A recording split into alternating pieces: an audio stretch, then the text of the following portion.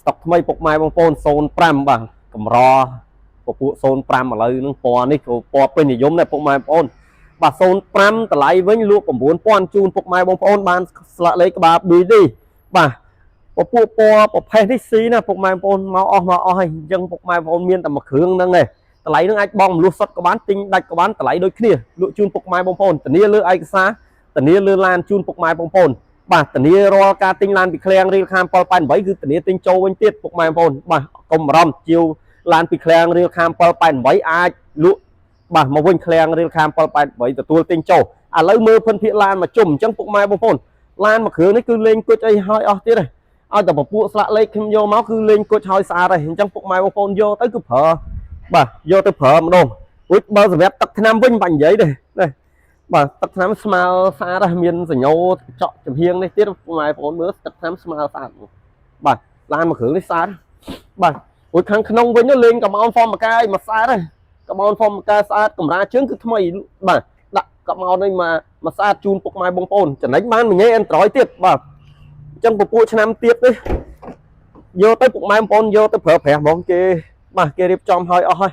បាទម្ចាស់ដើមគេលេងឲ្យអស់អញ្ចឹងពុកម៉ែបងប្អូនយកទៅចំណេញឡានមួយគ្រឿងនេះបច្ចៈស្អាតមែនទែនពុកម៉ែបងប្អូនបាទក្នុងលឿងមើលទៅភ្លឺ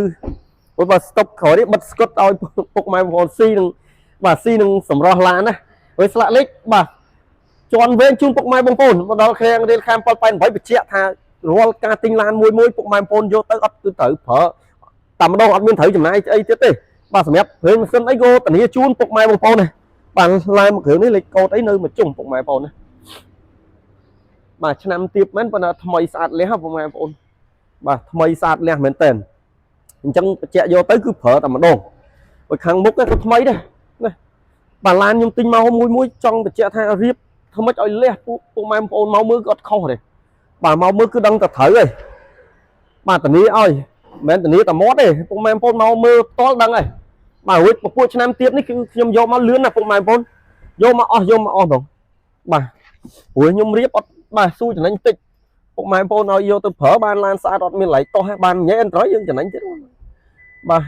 ចំណេញញ៉ែ Android បើប្រព័ន្ធភ្លើងម៉ាស៊ីនត្រជាក់អីធានាពុកម៉ែបងប្អូនតែងតែសួរថាម៉ាស៊ីនត្រជាក់អត់មួយគ្រឿងនេះត្រជាក់ដល់បេះដូងពុកម៉ែបងប្អូនបាទឥឡូវមើលខាងមុខផ្នែកម៉ាស៊ីនម្ដងបាទឡានខ្ញុំបង្ហាញពុកម៉ែបងប្អូនឲ្យមើលមកជុំម្ដងបាទឲ្យពុកម៉ែបងប្អូនមើលតាមវីដេអូនេះក៏អាចដឹងពីភិនភាគអីដែរមើលទឹកថ្នាំស្អាត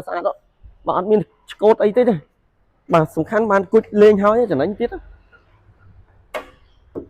រួចមើលខាងមុខខ្ចីញ៉ាញពុកម៉ែបងបាទសម្រាប់ខាងមុខ05ប៉ុណ្ណឹងគឺថ្មីហើយពុកម៉ែបងប្អូនហើយបាទថ្មីស្អាតហើយអញ្ចឹងពុកម៉ែបងប្អូនដែលចង់បានឡាន05មួយគ្រឿងនេះមាននៅឃ្លាំងរៀលខាម788មកមុនបានមុនមានតែមួយគ្រឿងឲ្យបញ្ជាក់ពុកម៉ែបងប្អូនឆ្នាំ